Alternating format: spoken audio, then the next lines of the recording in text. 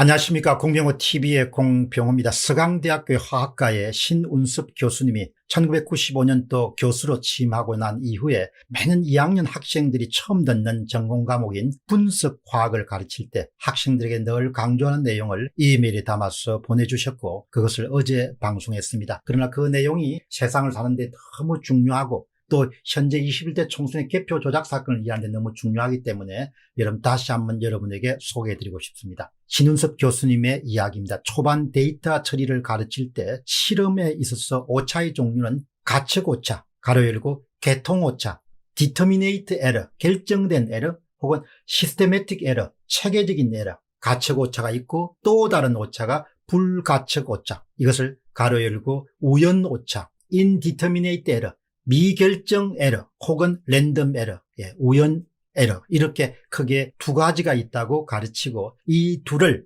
절대로 섞지 말라고 아래와 같이 항상 이야기를 합니다. 가측오차는 실험자의 잘못된 판단 혹은 실험 방법 또는 기계의 보정이 잘못된 경우에 생기는 것으로 원인을 찾아 고치거나 교정하면 됩니다. 불가측오차는 실험자나 기계의 어쩔 수 없는 측정 한계 때문에 불규칙적으로 생기는 오차로서 여러 번 실험하여 평균을 구하고 통계적으로 처리하면 됩니다. 실험한 데이터를 결과를 낼 때는 가측 오차를 보정 혹은 교정한 이후에 불가측 오차만 포함된 데이터로 평균을 내고 통계 처리를 하기 바랍니다. 참 마지막 문장이 아주 압권입니다. 실험한 데이터를 결과로 낼 때는, 결과로 발표할 때는 가측 오차를 보정 혹은 교정한 이후에 불가측 오차만 포함된 데이터로 평균을 내고 통계를 처리해야 하기 바랍니다. 여러분, 결국 이번 사건의 핵심은 누군가가 의도적으로 가측 오차를 21대 총선에 집어넣어서 선거 결과를 왜곡시킨 사건입니다. 민의를 왜곡시킨 사건입니다. 국민의 기본권을 왜곡시킨 사건입니다. 가측 오차를 집어넣어서 국민의 기본권을 훔쳐가버린 사건입니다. 그러니까 조작이 일어났냐, 일어나지 않았냐, 이거는 잠자다가 봉창 두드리는 소리다 이렇게 불러도 손색이 없습니다. 왜 그런가? 중앙선거관리위원회가 발표한 21대 총선 통계 데이터에 아주 명백한 가측오차가 큼직하게 들어있는 겁니다. 이 가측오차를 우리는 흔히 이야기할 때 조작값이라고 부르게 됩니다. 그 조작값이 들어있는 겁니다. 조작을 했니 안 했니 이런 것은 거의 제가 볼 때는 판단을 잘 못하고 있는 분들이 하는 이야기죠. 조작값이 그럼 증거가 어디 있냐? 중앙선거관리위원회 홈페이지에 공개되어 있는 21대 총선 결과에 촌히 조작값이 지금 이 순간에 살아 숨쉴 수 있습니다. 폭발해가 여러분 날려버리지 않는 한 그 증거 날려버려도 할 수 없습니다. 지금 수천 명이 엑셀 데이터를 가지고 21대 총선 결과를 손에 쥐고 있기 때문에 21대 총선 데이터 안에 가측 오차가 지금 이 순간에도 살아 숨쉬고 있는 겁니다. 정언하고 있는 겁니다. 가짜다, 가짜다, 가짜다, 가측 오차다, 가측 오차다, 가측 오차다. 조작값이 있다, 조작값이 있다, 조작값이 있다.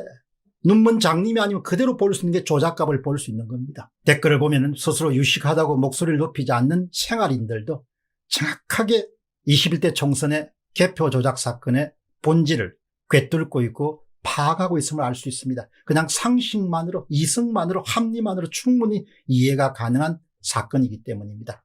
신운섭 교수님의 주장을 방송으로 보고 시청자들이 남긴 인상적인 의견을 몇 개 소개해 드리도록 하겠습니다. 통계학의 통짜도 모르는 사람들이 이 나라의 지도층이고 논객이고 오피니언 리더로 활동해 왔다는 게 서글픈 현실입니다.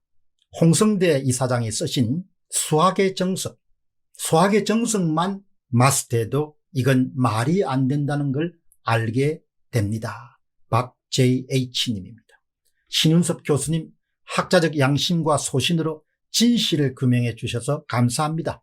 고등학교 수학의 통계 확률 지식으로 충분히 판단할 수 있는 사실을 왜들 그리 안 받아들이고 강변하는지 안타깝습니다. 티벌리안 K님입니다. 신 교수님의 생각이 지극히 정상적입니다. 상식적으로 비율의 차이의 기대값은 0이 되는 것이 정상입니다. 그래서 0 주위에 몰려있는 것이 정상적인 분포입니다. 비율의 차이란 것은 사전 득표율을 빼기 당일 득표율이란 이 비율의 기대값은 대부분 0에 접근할 수밖에 없죠. 레옹님입니다. 김어준의 더 플랜 보시면 보정값 및 컴퓨터 프로그램 조작 방법이 자세하게 나와 있습니다. 꼭 보시기 바랍니다. 인문학을 전공한 분들은 이해하고 또 믿기 어려운 상황입니다. 컴퓨터 프로그램 정도는 너무나 쉽게 조작 가능하다는 것을 알고 있습니다. 박HJ님입니다. 저는 이번에 이 모모 교수보다 주부인 나 자신이 더 스마트함을 알았답니다. 러버은님입니다. 적어도 통계를 조금이라도 아는 사람이라면 이번 총선 결과는 나올 수 없는 결과이므로 당연히 누군가 손을 써서 조작했다고 볼 수밖에 없습니다. EDS입니다.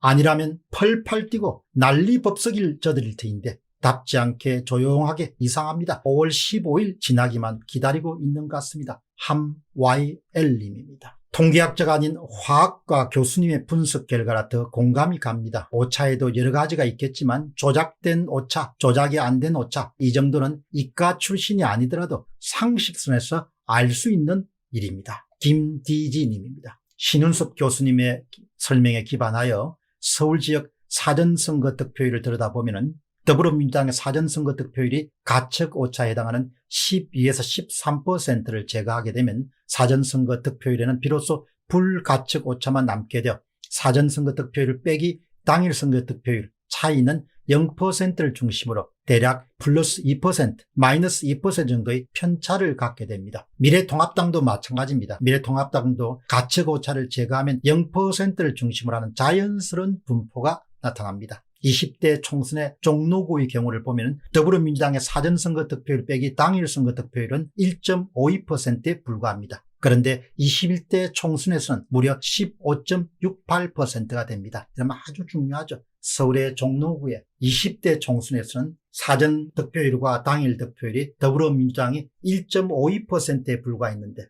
21대 총선에서는 무려 15.68%입니다. 여러분, 그러니까 앞으로는 조작되었는가, 조작 안 되었는가, 음모론인가, 조작론인가 이런 것은 일체 신경 쓰실 필요가 없습니다. 그것은 이미 끝난 일입니다. 그것은 중앙선거관리위원회가 공식적으로 발표한 21대 총선 결과표에 지금도 살아서 숨을 쉬고 있습니다. 그 증거들이. 범인들이 아무리 노력하더라도 트랙터를 동원해가 이런 밀어붙이더라도 없앨 수가 없습니다. 그것은 영원히 자신들이 범한 범죄 행위를 정언할 겁니다. 아마 시간이 가면 이제 세계의 학자들이 다 조사하겠죠. 더 기이한 일들이 나올 겁니다. 숨길 수가 없습니다.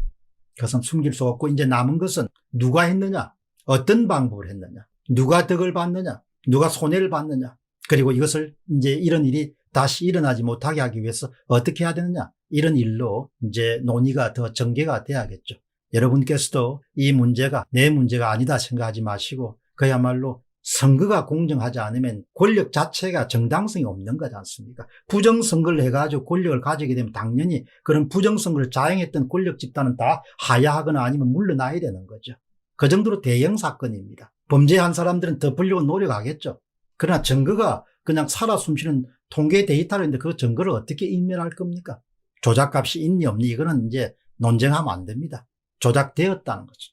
누가 했냐, 어떻게 했냐, 언제 했냐, 참가한 사람 몇 명이냐 이런 걸 따져야 되는 거예요.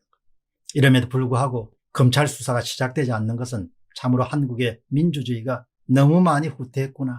또다시 생각해 볼 수 있죠. 선거를 조작할 수 있으면 뭘 못하겠습니까? 공병호 TV의 공병호였습니다. 감사합니다.